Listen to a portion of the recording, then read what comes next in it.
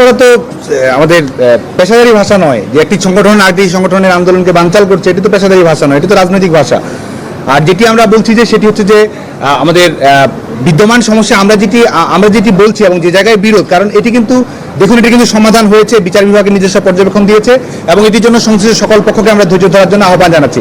এবং আমরা কিন্তু বলছি যৌক্তিক অন্তর্ভুক্তিমূলক সংস্কার এটি হওয়া প্রয়োজন এবং সেটির জন্য অবশ্যই নির্বাহী বিভাগ বিচার বিভাগ কে কার কাছে চাচ্ছে না চাচ্ছে বিষয়টি তো এটি নয়, এটির জন্য তো কমন সেন্সেরই প্রয়োজন রয়েছে। এখানে বিচার বিভাগের একটি পর্যবেক্ষণ অবশ্যই রয়েছে এবং সাময়িক যে সমাধানটি প্রয়োজন বিচার বিভাগ কিন্তু সেটিও দিয়েছে, স্ট্যাটাস কো দিয়েছে। বিচার বিভাগ এখানে সাময়িক সমাধান তৈরি করছে। স্থায়ী সমাধানের পরে হাইকোর্ট বিভাগের পূর্ণাঙ্গ রায় আসবে, তার প্রেক্ষিতে অ্যাপিলেট ডিভিশনের যে পর্যবেক্ষণ থাকবে সেই পর্যবেক্ষণের পরে কিন্তু নির্বাহী বিভাগ সিদ্ধান্ত গ্রহণ করবে। এটি তো যুগপৎ সিদ্ধান্ত নেওয়ার কোনো বিষয় নেই যে আইন বিচার বিভাগ এবং আমাদের নির্বাহী বিভাগ একই সঙ্গে সিদ্ধান্ত গ্রহণ করবে। এটি তো একটি সমন্বয়ের বিষয় এবং সেটির কারণে বিচার বিভাগের পর্যবেক্ষণের পরে কিন্তু নির্বাহী বিভাগ সেখানে হস্তক্ষেপ করতে পারে এবং সে কারণে আমরা মনে করি যে এটি সমাধানের দরজাটি উন্মুক্ত হয়েছে। কারণ আন্দোলনকে প্রলম্বিত করা, আমাদের যে জায়গায় বিরোধ আপনি যে প্রশ্নটি নিয়ে এসেছেন, আন্দোলনকে প্রলম্বিত করা, জনদুর্ভোগ তৈরি করা এবং আন্দোলনের যেখানে বিকল্প উপায় রয়েছে, আজকে তো রাস্তাঘাট অবরোধ করা, রেল অবরোধ করা, এগুলো না করে শিক্ষা প্রতিষ্ঠানের অভ্যন্তরিত রাজনৈতিক দাবি দেওয়া, যৌক্তিক দাবি দেওয়া তুলে ধরার একটি সুযোগ তাদের সবসময় রয়েছে। যেখানে বিকল্প রয়েছে, আইনগত সুযোগ রয়েছে এবং ইতিমধ্যেই তাৎক্ষণিক সাময়িক সমাধান এসেছে, এই মুহূর্তে যেখানে কোনো সমাধান নেই সেখানে এটিকে প্রলম্বিত করা সঠিক সিদ্ধান্ত নয় বলে আমরা মনে করি।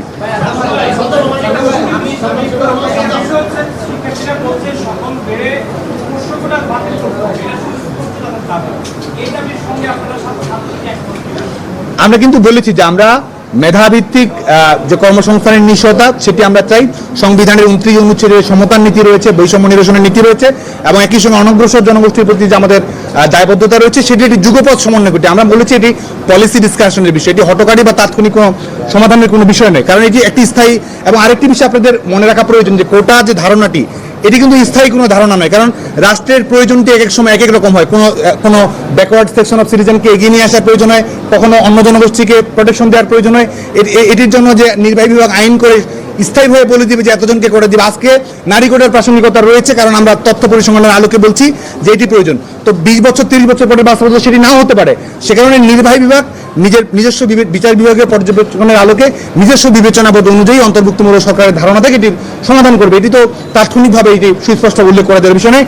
আমরা বাংলাদেশের সকল জায়গাতেই, সেটি যে কোনো জায়গাতেও সরকারি চাকরিতে সমতা এবং আমাদের যে সাংবিধানিক অঙ্গীকার রয়েছে এটির প্রতিফলন চাই। কোটা বাতিলের নির্বাহী আদেশ যেহেতু বিচার বিভাগ থেকে বাতিল করা হয়েছে, সেহেতু আদালতে এটির কার্যক্রম শেষ হওয়ার পরই কেবল আইন ও নির্বাহী বিভাগ নতুন করে নিজেদের সিদ্ধান্ত নিতে পারে এবং ততদিন অপেক্ষা করতে হবে।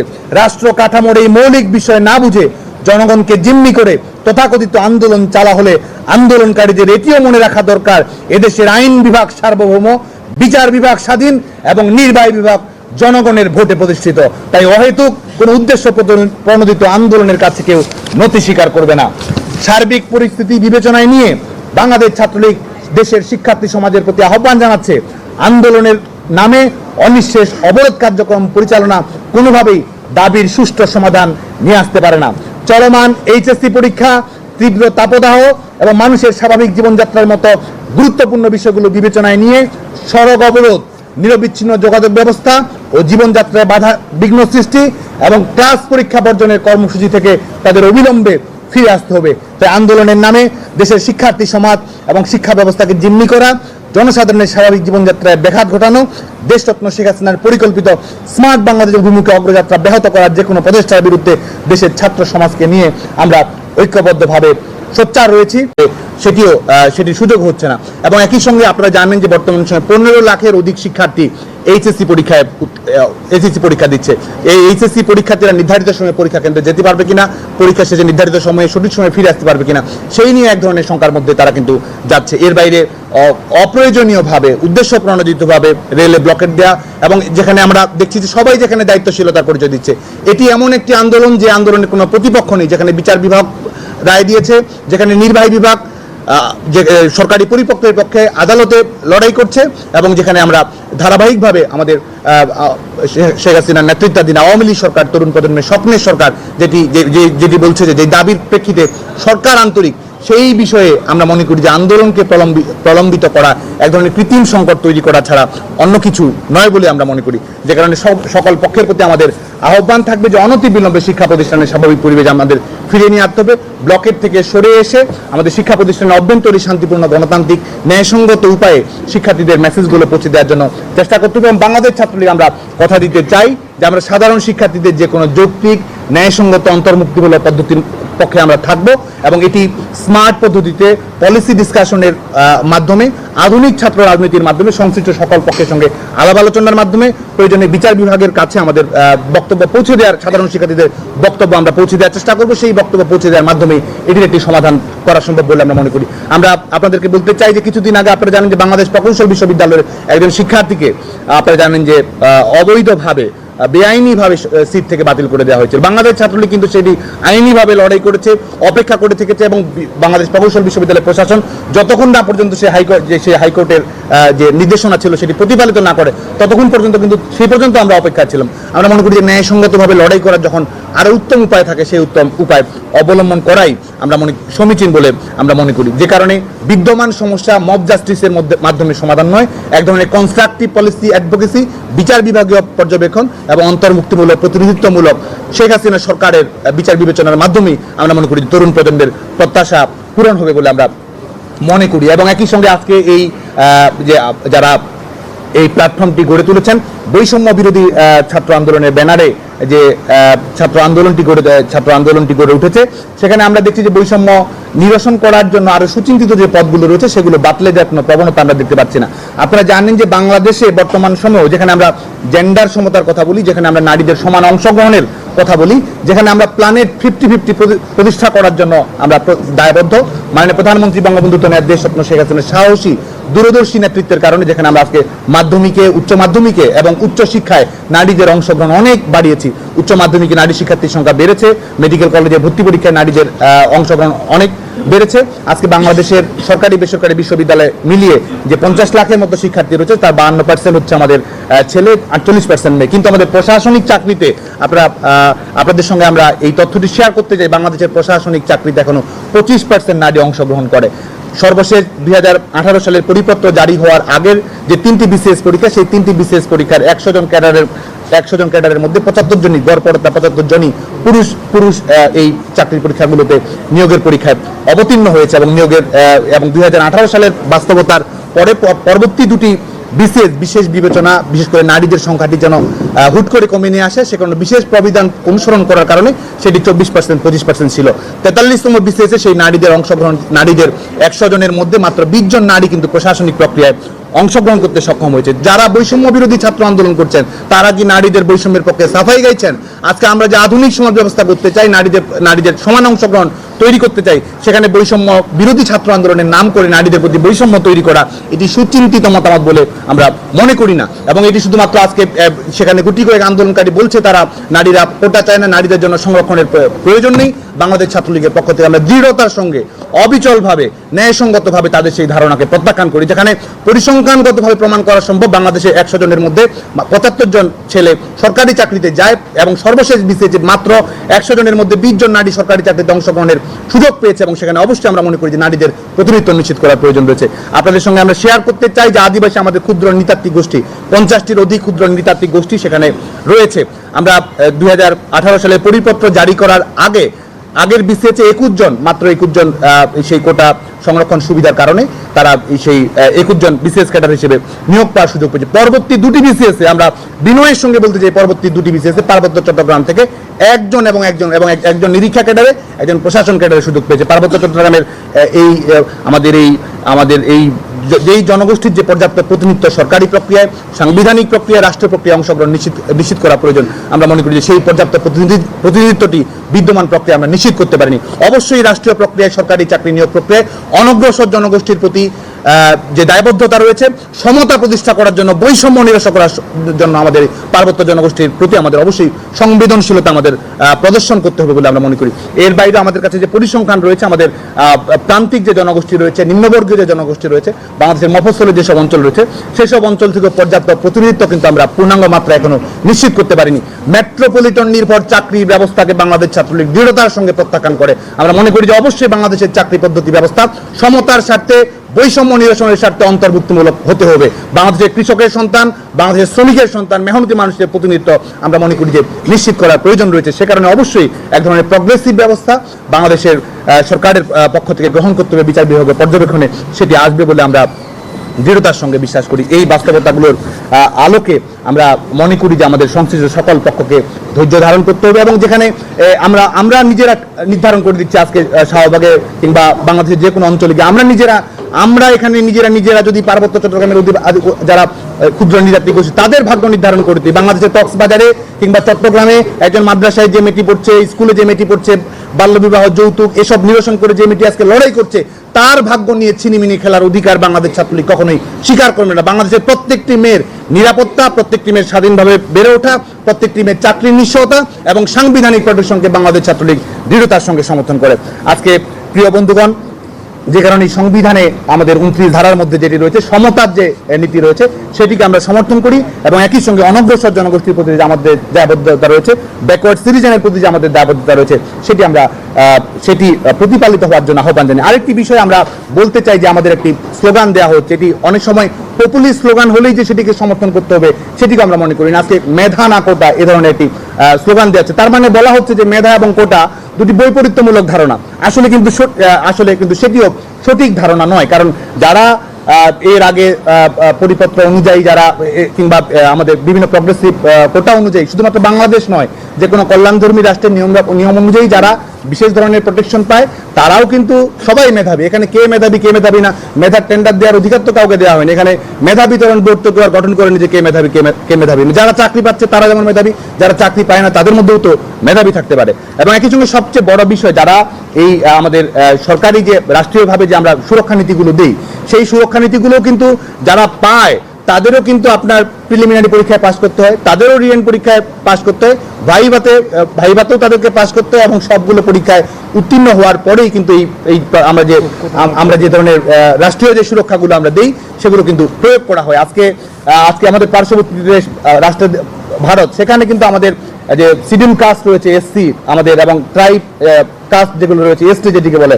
আদার ব্যাকওয়ার্ড ক্লাস ওবিসি যেটি রয়েছে, এবং ইকোনমিক্যালি উইকেন্ড যে ক্লাসটি রয়েছে, বিশেষ করে উইমেনদের জন্য যেটি দেওয়া হয়, সেটির জন্য কিন্তু আমাদের সংরক্ষণের বিধান রয়েছে, এবং সেক্ষেত্রেও কিন্তু এই বিষয়টি সুনিশ্চিত করা হয়। এবং আরেকটি বিষয় সেটি হচ্ছে যে আমাদের পৃথিবীর প্রত্যেকটি দেশে, বিশেষ করে বিভিন্ন জনজাতি যেখানে থাকে, বিভিন্ন জাতি সেখানে থাকে, প্রত্যেকটি জাতিসত্তার প্রতিনিধিত্ব নিশ্চিত করার জন্য একটি সুস্পষ্ট বিধিবিধান থাকে, যে কারণে কোটা না মেধা এটি অন্তর্ভুক্তিমূলক সমাজ ব্যবস্থার সঙ্গে সঙ্গতিপূর্ণ কোনো রাজনৈতিক উচ্চারণ নয় বলে আমরা মনে করি। আমরা অবশ্যই সমতা চাই, আমরা অবশ্যই বৈষম্য নিরসন চাই, আমরা অবশ্যই সুযোগের সমতা চাই, অবশ্যই আমরা মেধাভিত্তিক কর্মসংস্থান চাই, এবং একই সঙ্গে অনগ্রসর জনগোষ্ঠীর প্রতি, পিছিয়ে পড়া জনগোষ্ঠীর প্রতি যে সংবেদনশীলতা থাকা প্রয়োজন রাষ্ট্রীয় অঙ্গীকারে, আমরা সেটির প্রতিফলন আমরা দেখতে চাই। প্রিয় বন্ধুগণ, আজকের এই আন্দোলনকে ঘিরে আজকে আমরা দেখতে পাচ্ছি যে সাধারণ শিক্ষার্থীদের অঙ্গীকারের প্রতি আমাদের সংবেদনশীলতা রয়েছে, কিন্তু একই সঙ্গে আমরা শঙ্কার সঙ্গে লক্ষ্য করছি যে আমাদের এই আন্দোলনকে ভিন্ন খাতে প্রবাহিত করার একটি প্রচেষ্টা রয়েছে, যেখানে যে আন্দোলনের কোনো প্রতিপক্ষ নেই, যে আন্দোলনের সঙ্গে সরকার পক্ষের আইনজীবী একমত, যেই আন্দোলনের জন্য সরকার পক্ষই লড়ছে, যে আন্দোলনের পক্ষে সরকার দল বলছে যে আন্তরিক, যে আন্দোলনের পক্ষে আমরা বাংলাদেশ ছাত্রলীগ যৌক্তিক অন্তর্ভুক্তিমূলক সমাধান করছি, সেই আন্দোলনকে প্রলম্বিত করার প্রচেষ্টা কোনো শুভ চিন্তা নয় বলে আমরা মনে করি, এবং এই আন্দোলনকে রাজনৈতিকভাবে ব্যবহার করার একটি প্রচেষ্টাও আমরা দেখতে পাচ্ছি। আজকে আমরা দেখতে পাচ্ছি যে আমাদের এই চলমান আন্দোলনকে রাজনৈতিকভাবে ব্যবহার করার প্রচেষ্টা কাদের আমরা দেখতে পাচ্ছি। আমরা দেখেছি মাননীয় প্রধানমন্ত্রী বঙ্গবন্ধু দেশ রত্ন শেখ হাসিনার সরকার আমাদেরকে স্মার্ট নিয়োগ প্রক্রিয়া দিয়েছেন। আমাদের সরকারি বেসরকারি খাতে স্বচ্ছতা, মেধা, যোগ্যতার ভিত্তিতে চাকরির প্রক্রিয়া নিশ্চিত করেছেন। আমাদের প্রত্যেক বছর বিসিএস পরীক্ষা সহ সরকারি বেসরকারি চাকরির সুযোগ তৈরি করে দিয়েছেন। আমাদের উদ্যোক্তা হওয়ার সুযোগ মাননীয় প্রধানমন্ত্রী বঙ্গবন্ধু কন্যা দেশরত্ন শেখ হাসিনার সরকার তৈরি করে দিয়েছেন। তরুণ প্রজন্মের সঙ্গে শেখ হাসিনা সরকারের সম্পর্ক হচ্ছে আত্মিক সম্পর্ক। তরুণ প্রজন্মের সঙ্গে শেখ হাসিনা সরকারের সম্পর্ক হচ্ছে হৃদয়ের সম্পর্ক। তরুণ প্রজন্মের সঙ্গে শেখ হাসিনা সরকারের সম্পর্ক হচ্ছে অভিন্ন মুক্তিযুদ্ধের চেতনা বাস্তবায়নের অভিন্ন লড়াইয়ের সম্পর্ক। আজকে আমরা দেখতে পাচ্ছি যে শিক্ষার্থীদের এই আন্দোলনকে ভিন্ন খাতে প্রবাহিত করার জন্য বিএনপি জামায়াত গোষ্ঠী, যে বিএনপি জামায়াত গোষ্ঠী তরুণ প্রজন্মের স্থায়ী শত্রু, যেই বিএনপি জামায়াত গোষ্ঠী তরুণ প্রজন্মের স্বপ্ন নিয়ে ছিনিমিনি খেলেছে, তারা আজকে এই আন্দোলনে সংহতি প্রকাশ করার জন্য চেষ্টা করছে। লন্ডন থেকে যারা আজকে এই আন্দোলনে সংহতি প্রকাশ করার জন্য চেষ্টা করছে, তাদের কাছে আমরা প্রশ্ন রাখতে চাই যে প্রশাসনে ভাইয়া ক্যাডার কে চালু করেছিল? দলীয় ক্যাডার এবং বিসিএস ক্যাডার হওয়াকে সমার্থক শব্দে কে পরিণত করেছিল?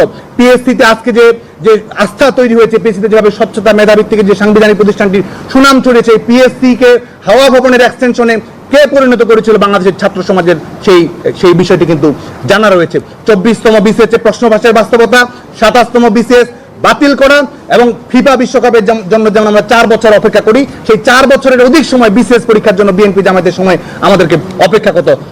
দুর্নীতি ছাড়া, অনিয়ম ছাড়া, প্রশ্নপত্র ফাঁস ছাড়া কোনো ধরনের চাকরি পাওয়ার সুযোগ ছিল না। ছাত্র দলের ক্যাডার হওয়া মানেই বিসিএস ক্যাডার হওয়া। পরীক্ষার হলগুলোতে রীতিমতো এক্সাম সেন্টার বানিয়ে ছাত্র দলের ক্যাডাররা পরীক্ষা দিয়েছে। বাংলাদেশের ছাত্র সমাজ সেটি ভুলে নাই। এবং আমরা আরো লক্ষ্য করি, লন্ডন থেকে যারা ওয়াজ নসিহত করছে, তাদের যিনি ওয়াজ নসিহত করছেন বিসিএস পরীক্ষা দেওয়া তার যোগ্যতাই নেই, বিশ্ববিদ্যালয়ে তিনি লেখাপড়া করেননি, আজকে তিনি ডিক্টেট করছেন যে বিসিএস পরীক্ষায় কারা অংশগ্রহণ করতে পারে, মেধার ভিত্তিতে হওয়া উচিত কিনা। আমরা মনে করি এটি সুস্পষ্টভাবে ছাত্র সমাজের সঙ্গে তামাশা, এটি ছাত্র সমাজের সঙ্গে প্রহসন। আমরা দৃঢ়তার সঙ্গে বিশ্বাস করি মাননীয় প্রধানমন্ত্রী বঙ্গবন্ধু কন্যা দেশরত্ন শেখ হাসিনার সরকারি একটি যৌক্তিক অন্তর্ভুক্তিমূলক যে সমাধান প্রয়োজন, সেই সমাধানটি মাননীয় প্রধানমন্ত্রী বঙ্গবন্ধু কন্যা দেশরত্ন শেখ হাসিনার সরকারই এটি সুনিশ্চিত করবে। যারা সাধারণ শিক্ষার্থী রয়েছে, আমরা দেখেছি হাইকোর্টের আমাদের সুপ্রিম কোর্টের পর্যবেক্ষণের পরে আমাদের সাধারণ শিক্ষার্থীরা কিন্তু ফিরে এসেছে। আমরা মনে করি যে তারাই সত্যিকারের এই দাবিটির একটি স্থায়ী সমাধান চায়। এর বাইরে যারা রয়েছে তারা, আমরা মনে করি, এক ধরনের পলিটিক্যাল অ্যাটেনশন সিকিং এর প্রবণতা থেকে তারা এই কাজটি করছে। এই প্রফেশনাল আন্দোলনকারী এবং যারা প্রফেশনাল আন্দোলনহারী, যারা বারবার বাংলাদেশের জনগণ থেকে বিচ্ছিন্ন হয়ে আন্দোলনে হেরেছে, তারা সবসময় এই ধরনের ষড়যন্ত্রের উপায়ে লাশের রাজনীতি কায়েম করে, কৃত্রিম পরিস্থিতি তৈরি করে যারা রাজনৈতিক দূরভিসন্ধি খুঁজছে বাংলাদেশের ছাত্র সমাজ, তাদের বিরুদ্ধে সোচ্চার রয়েছে। এবং আমরা যে কোনো মূল্যে আমরা আহ্বান জানাবো, শিক্ষা প্রতিষ্ঠানে শিক্ষার পরিবেশকে আমাদের ফিরিয়ে আনতে হবে। আমরা ক্লাস করব, লেখাপড়া করব, লাইব্রেরিতে সময় দিব, প্রস্তুতি নিব এবং একই সঙ্গে আমাদের যৌক্তিক কোনো কথাবার্তা থাকলে যৌক্তিক উপায়ে সেটি আমরা সংশ্লিষ্ট সকল মহলের কাছে আমরা তুলে ধরবো। কিন্তু তার জন্য শিক্ষা প্রতিষ্ঠানকে জিম্মি করা, তার জন্য স্বাভাবিক জনজীবনকে জিম্মি করার অধিকার কার রয়েছে বলে আমরা মনে করি। এবং সেক্ষেত্রে তাদের উদ্দেশ্যটি আজকে তো এই মুহূর্তে তো বাংলাদেশে কোটা নেই। আজকে যারা চাকরির জন্য বা আগের নিয়ম বহালের জন্য যারা আন্দোলন করছে, তারা কি চাকরিজীবী না আন্দোলনজীবী? আজকে বাংলাদেশের ছাত্র সমাজের পক্ষ থেকে কিন্তু এই প্রশ্নটি আসছে। আন্দোলন করে যারা জীবিকা অর্জন করতে চায় বাংলাদেশের ছাত্র সমাজের স্বার্থে, তাদের বিরুদ্ধে আমরা প্রস্তুত রয়েছে। এই পর্যায়ে আজকে আমাদের উদ্ভূত বিষয়ে বাংলাদেশ ছাত্রলীগের পক্ষ থেকে আমরা আমাদের যে সুচিন্তিত মত আমরা আবারও সুস্পষ্ট করেছি। শিক্ষার্থীদের দাবির প্রতি আমাদের সংবেদনশীলতা রয়েছে, শিক্ষার্থীদের অঙ্গীকারের প্রতি আমাদের ভালোবাসা রয়েছে, শিক্ষার্থীদের লড়াইয়ের প্রতি আমাদের শ্রদ্ধা রয়েছে। এবং একই সঙ্গে যারা ষড়যন্ত্রকারী শক্তি রয়েছে, যারা আমাদের বাংলাদেশের ছাত্র সমাজকে যারা গণমানুষের প্রতিপক্ষ বানাতে চায়, তাদের বিরুদ্ধে বাংলাদেশ ছাত্রলীগ অবিচলভাবে লড়ে যাবে। প্রিয় বন্ধুগণ, এই পর্যায়ে আজকে বাংলাদেশ ছাত্রলীগের পক্ষ থেকে বিদ্যমান ইস্যুতে আমাদের যে মতামত রয়েছে, সেই মতামতটি আমরা আপনাদের মাধ্যমে গোটা বাংলাদেশের ছাত্র সমাজের কাছে, আমাদের সংশ্লিষ্ট সকলের কাছে তুলে ধরতে চাই। শিক্ষা প্রতিষ্ঠানে একাডেমিক পরিবেশ অব্যাহত রাখা, জনদুর্ভোগ তৈরি না করে ক্লাস পরীক্ষায় ফিরে আসা এবং কোটা ইস্যুর যৌক্তিক ও অন্তর্ভুক্তিমূলক সমাধানের দাবিতে বাংলাদেশ ছাত্রলীগের সংবাদ সম্মেলন। প্রিয় সাংবাদিকবৃন্দ, বাংলাদেশের স্বাধীনতা সংগ্রামে নেতৃত্ব দানকারী শহীদের রক্তস্নাতক বাংলার ছাত্র সমাজের নির্ভরতা নিশ্চয়তার স্থায়ী ঠিকানা, বাংলা ভাষা ও বাঙালি জাতীয়তাবাদ কেন্দ্রিক শিক্ষা সাহিত্য কর্মসংস্থান বিনির্মাণে বিরতিহীন ক্রিয়াশীল সংগঠন বাংলাদেশ ছাত্রলীগের পক্ষ থেকে উপস্থিত সাংবাদিক সহযোদ্ধা এবং দেশের শিক্ষার্থী সমাজের প্রতি প্রীতি এবং শুভেচ্ছা জানাই।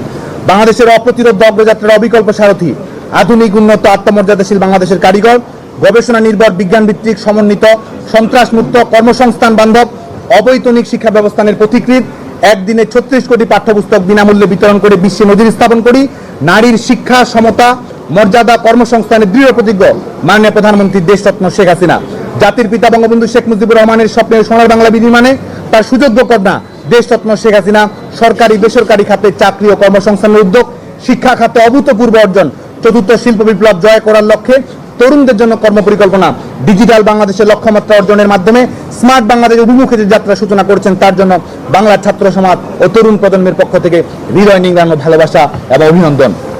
প্রেক্ষাপট: দেশরত্ন শেখ হাসিনা বিদ্যমান কোটা ব্যবস্থা বাতিল ঘোষণা করেন 2018 সালের 11 এপ্রিল, যার প্রেক্ষিতে জনপ্রশাসন মন্ত্রণালয় একই বছরের 4 অক্টোবর এই সংক্রান্ত প্রজ্ঞাপন জারি করে। পরবর্তীতে 2021 সালে উচ্চ আদালতে করা একটি রিটের প্রেক্ষিতে এবছরের 5 জুন হাইকোর্ট 4 অক্টোবর 2018 এর প্রজ্ঞাপন বাতিল ঘোষণা করে। সরকার পক্ষের আইনজীবী হাইকোর্ট বিভাগের দেয়া এই রায় বাতিলের জন্য বাংলাদেশের সর্বোচ্চ আদালত আপিল বিভাগে আবেদন করে বর্তমানে যা বিচারাধীন রয়েছে। এরই মধ্যে গত 9 জুলাই 2024 তারিখে ঢাকা বিশ্ববিদ্যালয়ের 2 শিক্ষার্থীর পৃথক একটি রিটে 5 জুলাই হাইকোর্ট বিভাগের দেয়া রায় স্থগিত করে দেশরত্ন শেখ হাসিনা সরকার কর্তৃক জারিকৃত প্রজ্ঞাপনকে বহাল রেখে স্ট্যাটাস কো আদেশ জারি করে। এর ফলে সরকারি চাকরিতে চলতি সময়ে আর কোনো কোটা ব্যবস্থা প্রচলিত নেই। বাস্তবতা: বাংলাদেশের শিক্ষার্থীদের জন্য মানসম্মত আধুনিক শিক্ষা ব্যবস্থা ও কর্মসংস্থান সম্পর্কে দ্বিধাহীনভাবে বলিষ্ঠতার সাথে কাজ করে চলেছেন দেশরত্ন শেখ হাসিনা, যার ফলশ্রুতিতে এদেশের তরুণ সমাজ সরকারি চাকরি ও বেসরকারি নানা উদ্যোগের মাধ্যমে নিজেদের মেধা ও শ্রম কাজে লাগিয়ে বাংলাদেশকে দরিদ্র অনুন্নত পর্যায় থেকে মধ্যম আয়ের দেশে উন্নীত করতে সক্ষম হয়েছে। দেশরত্ন শেখ হাসিনার অন্তর্ভুক্তিমূলক অর্থনৈতিক নীতি ও কর্মসূচি দেশের সর্বত্র উন্নয়ন ও অগ্রগতির আলো পৌঁছে দিয়েছে। দেশ ও সমাজের পিছিয়ে পড়া বিভিন্ন জনগোষ্ঠীর জন্য নানামুখী সামাজিক নিরাপত্তা নিশ্চিত করার কারণে তারাও আর পিছিয়ে নেই। দেশের তরুণ প্রজন্ম, শিক্ষার্থী সহ সমাজের সর্বস্তরে সরকারি চাকরির প্রতি যে আগ্রহ আকর্ষণ বর্তমানে সৃষ্টি হয়েছে তা সম্ভব হয়েছে দেশরত্ন শেখ হাসিনার অনন্য অতুলনীয় দূরদর্শী নেতৃত্বে দেশ পরিচালনার মাধ্যমে। 2018 সাল থেকে কোটা ব্যবস্থা তুলে দেওয়ার কারণে নারীদের সরকারি চাকরিতে প্রবেশের সুযোগ সংকুচিত হয়েছে, যা দেশের সামগ্রিক অগ্রগতির জন্য অন্তরায় বলে প্রতীয়মান হচ্ছে। আমরা লক্ষ্য করছি কোটা ব্যবস্থা উঠে যাওয়ার পর সবচেয়ে বেশি ক্ষতিগ্রস্ত হয়েছে দেশের নারী সমাজ। উদাহরণস্বরূপ, কোটা থাকা অবস্থায় সর্বশেষ 36, 37 ও 38তম বিসিএসে নারীদের চাকরি হয় যথাক্রমে 25.89, 24.73 এবং 26.87%। অপরদিকে কোটা তুলে দেওয়ার পর 40, 41 ও 43তম বিসিএসে নারীদের চাকরি হয় 21.8%, 21.20% এবং 17.5%। এমনকি প্রায় 50টি জেলায় বিসিএস ছাড়াও সরকারি যেসব কর্মসংস্থানের সুযোগ ছিল সেগুলোতে নারীদের প্রতিনিধিত্ব শূন্য হয়ে যায়। অর্থাৎ কোটা উঠে যাবার পর উন্নয়নের মূলধারা থেকে নারীরা ছিটকে পড়েছে। জাতিসংঘ ঘোষিত প্ল্যানেট 50 অনুযায়ী যেখানে সরকারি চাকরিতে নারীদের অংশগ্রহণ 50% থাকা উচিত, সেখানে বাংলাদেশ তা 30%-এর নিচে রয়েছে। কোটা ব্যবস্থা উঠে যাবার কারণে তা আরও প্রান্তিক পর্যায়ে চলে গেছে। অন্যদিকে বাংলাদেশের 64টি জেলায় সমন্বিত উন্নয়ন ও অগ্রগতি সাধনের জন্য বিভিন্ন ধরনের সাংবিধানিক প্রতিফলন প্রয়োজন হলেও কোটা তুলে দেবার পর থেকে দেশের বিভিন্ন অঞ্চলের প্রান্তিক জনগণ বঞ্চিত হচ্ছে। উদাহরণস্বরূপ 40তম বিসিএসে দেশের 24টি জেলা থেকে এবং 41তম বিসিএসে 18টি জেলা থেকে একজনও বিসিএস পুলিশে সুপারিশকৃত হয়নি। একইভাবে সমাজের পিছিয়ে পড়া ক্ষুদ্র নৃগোষ্ঠীর জন্য এটি সত্য। কোটা থাকা অবস্থায় 31 থেকে 38তম বিসিএসে ক্ষুদ্র জাতিগোষ্ঠীর জন্য 179 জন সুপারিশকৃত হন। কোটা বাতিলের পর 39তম বিসিএসে ক্ষুদ্র জাতিগোষ্ঠীর 24 জন সুপারিশ পেয়েছে এবং 40 এবং 41তম বিসিএসে সুপারিশ পেয়েছে মাত্র 2 জন। সর্বোপরি যেখানে সরকারি চাকরির প্রতিটি পরীক্ষার্থীকে একজন পরীক্ষার্থীকে প্রিলিমিনারি, লিখিত ও ভাইবা প্রতিটি ধাপ পার হয়ে আসতে হয়, তাই কোটা না মেধা স্লোগানটি একটি ভিত্তিহীন, কল্পনাপ্রসূত এবং উদ্দেশ্যমূলক প্রচারণা। এখানে মেধার বিপরীতে মেধার প্রতিযোগিতায় সমাজের অনগ্রসর অংশকে কিছুটা এগিয়ে দেওয়া হয়, যা পুরোপুরি ন্যায় এবং সংবিধান সম্মত। জনদুর্ভোগ: আদালতের চূড়ান্ত রায় পর্যন্ত অপেক্ষা না করে আদালতের বিচারিক প্রক্রিয়ার অন্তর্ভুক্ত হয়ে নিজেদের বক্তব্য তুলে না ধরে বর্তমানে আন্দোলনের নামে প্রকৃতপক্ষে সাধারণ জনগণের জীবনযাত্রা ব্যাহত করার প্রচেষ্টা চলছে, যা কোনো মতেই আর যৌক্তিক পদক্ষেপ নয়। এই আন্দোলনের কারণে চলমান এইচএসসি পরীক্ষার্থীদের পড়াশোনায় বিঘ্ন ঘটছে, হাসপাতালে রোগীদের যাতায়াত সম্ভব হচ্ছে না, জরুরি রাষ্ট্রীয় প্রয়োজন সম্পদ যেমন তেল, গ্যাস, নিত্য প্রয়োজনীয় দ্রব্য পরিবহন দুরূহ হয়ে উঠছে, কর্মজীবী, শ্রমজীবী মানুষের জীবনযাত্রা অচল হয়ে যাচ্ছে। আন্দোলন খেলা ও হিরোইজম প্রদর্শনের এই মানসিকতা এদেশের শিক্ষিত তরুণ প্রজন্মের প্রতি সাধারণ মানুষের বিরূপ প্রতিক্রিয়া সৃষ্টি করছে।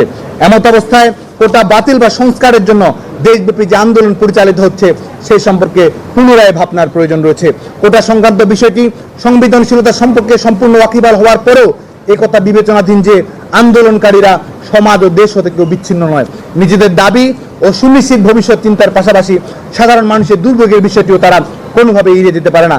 বিষয়টি এমন পর্যায়ে চলে যাচ্ছে যেন সাধারণ জনগণ বনাম শিক্ষার্থী এমন একটি অবস্থা দাঁড়িয়ে গেছে। আন্দোলনকারীদের প্রতি আহ্বান, বিদ্যমান প্রতিটি বাস্তবতা বিবেচনায় নিয়ে বাংলাদেশ ছাত্রলীগ মনে করে কোটা ব্যবস্থায় একটি যৌক্তিক ও অন্তর্ভুক্তিমূলক সমাধান ও সংস্কার আনয়ন করা এই মুহূর্তে সবচেয়ে জরুরি পদক্ষেপ। এই পদক্ষেপ বাস্তবায়নে কোনো হঠকারিতা নয়, কোনো তাড়াহুড়ো নয়, কোনো মব জাস্টিস নয়, কোনো অবরোধ বা জিম্মি পরিস্থিতি তৈরি করে স্পট ডিসিশন গ্রহণ করা সম্ভব নয়। কোটা ব্যবস্থার সময়োপযোগী সংস্কার আনয়নের জন্য একটি সমন্বিত রাষ্ট্রীয় উদ্যোগের মাধ্যমে সংশ্লিষ্ট সকল পক্ষের সাথে আলাপ আলোচনা সাপেক্ষে বৈশ্বিক প্রেক্ষাপটে বর্তমান ও ভবিষ্যৎ রাষ্ট্র কাঠামোর প্রেক্ষিতে একটি যৌক্তিক অন্তর্ভুক্তিমূলক স্থায়ী সমাধান উদ্যোগ প্রয়োজন। এমন উদ্যোগে এদেশের ছাত্র সমাজ, তরুণ প্রজন্ম তাদের মেধা মনন দিয়ে একটি উপযুক্ত ব্যবস্থা প্রণয়নে সক্রিয়ভাবে ভূমিকা রাখতে পারে। কিন্তু তেমন কোনো সমন্বিত উদ্যোগের আহ্বান না জানিয়ে, এমনকি আদালতের চূড়ান্ত রায় পর্যন্ত অপেক্ষা না করেই কেন এই অনিঃশেষ আন্দোলন? হাইকোর্টের রায়ের বিরুদ্ধে সরকার আপিল করেছে, বর্তমানে যা বিচারাধীন বিষয়। একটি বিষয় যখন আদালতের গণ্ডিতে প্রবেশ করে তখন তার সমাধান আইনের কাঠামোতেই হতে হয় এবং এর জন্য প্রয়োজনীয় সময় অপেক্ষা করতে হয়। এ কথা কি আন্দোলনকারীরা অবগত নন? পাশাপাশি হাইকোর্টের পৃথক আরেকটি রায়ে যখন স্ট্যাটাস কো অবস্থা জারি করে সরকারি চাকরিতে কোটা বাতিলের সিদ্ধান্ত বহাল রাখা হয়েছে, সেহেতু আইনের পরবর্তী ধাপগুলো অপেক্ষা না করে কেন জনসাধারণ বিরোধী অব্যাহত অবরোধ রাখতে হবে তা এদেশের মানুষ, এদেশের ছাত্র সমাজ জানতে চায়। একই সাথে দেশের আইন, বিচার ও নির্বাহী বিভাগের পার্থক্য সম্পর্কে আমাদেরকে জানতে হবে। রাষ্ট্র ব্যবস্থার পৃথক তিনটি কাঠামো, সেপারেশন অফ স্টেট, আইন, বিচার ও নির্বাহী বিভাগ।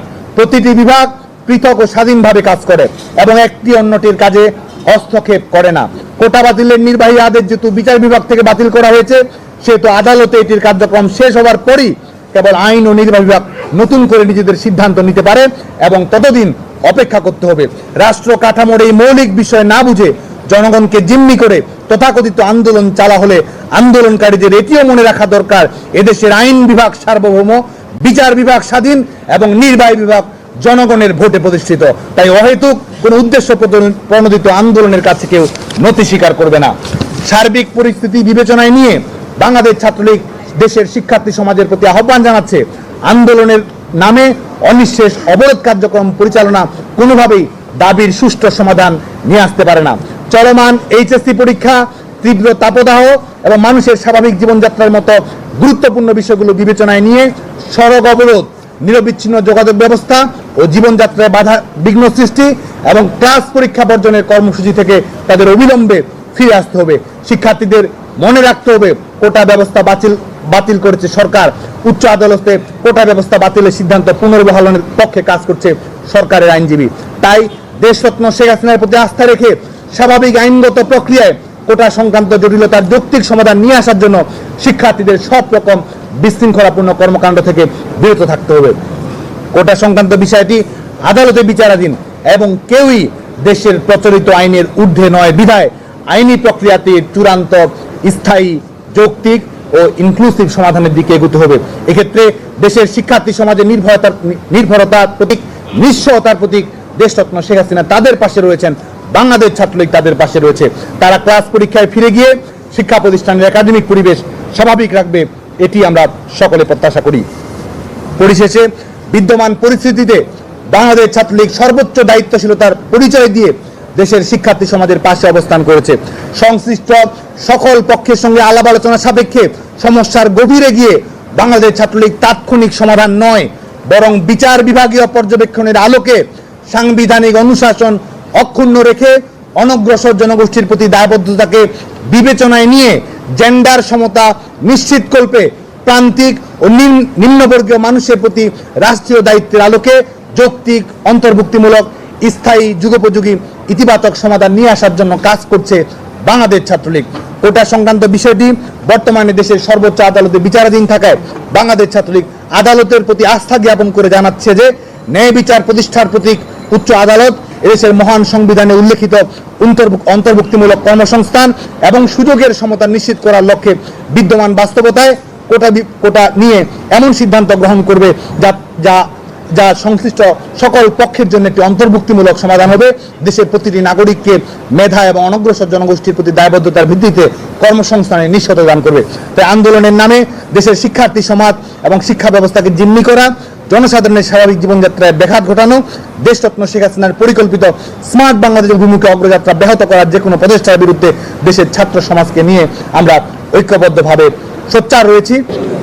সেই চেষ্টা তো রয়েছেই, কারণ এটি একটি ইস্যু ভিত্তিক আন্দোলন। সেই ইস্যু ভিত্তিক আন্দোলনকে রাজনৈতিক রূপ দেওয়ার চেষ্টা তো হচ্ছেই, সেই প্রবণতা তো আমরা দেখতে পাচ্ছি এবং আমরা সেই বিষয়ে আমাদের বক্তব্য উপস্থাপন করেছি। বরং সাধারণ শিক্ষার্থীরা কিন্তু এটি ইস্যুর মধ্যেই রাখতে চায়। সাধারণ শিক্ষার্থীরা কিন্তু এটি যৌক্তিক সমাধান চায়, আইনগত সমাধান চায়। সাধারণ শিক্ষার্থী কিন্তু সেটি রয়েছে, কিন্তু এখানে যারা রাজনৈতিকভাবে যারা সুবিধা গ্রহণ করতে চায়, যারা সুযোগ সন্ধানী রয়েছে, যারা আমাদের জনগণ থেকে বিচ্ছিন্ন রয়েছে, যারা আন্দোলন এবং নির্বাচনের রাজনীতিতে ব্যর্থ হয়েছে, তারা এটিকে তাদের যে একটি শিক্ষার্থীদের একটি ইস্যুভিত্তিক আন্দোলনকে তারা তাদের দুর্নীতিবাদদের যে পুনর্বাসন করতে হবে সেই আন্দোলনে পর্যবেসিত তারা করতে চায়। তো বাংলাদেশ ছাত্রলীগ শুধু নয়, বাংলাদেশ ছাত্র সমাজ এটি নিয়ে সচেতন রয়েছে এবং আমরা মনে করি যে বাংলাদেশ ছাত্র সমাজই একটি এটি যৌক্তিক যে সুরা হচ্ছে সেই পথকে বাংলাদেশ ছাত্র সমাজ সবসময় স্বাগত জানায়।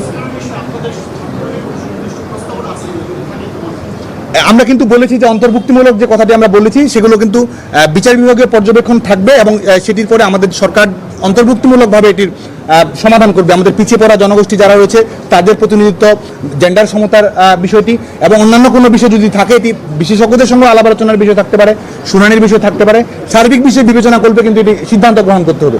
যে কারণে আমরা আমাদের যে আপাতত আমরা মনে করি যে আমাদের যৌক্তিক অন্তর্ভুক্তিমূলক সংস্কারের দিকে আমাদের যেতে হবে।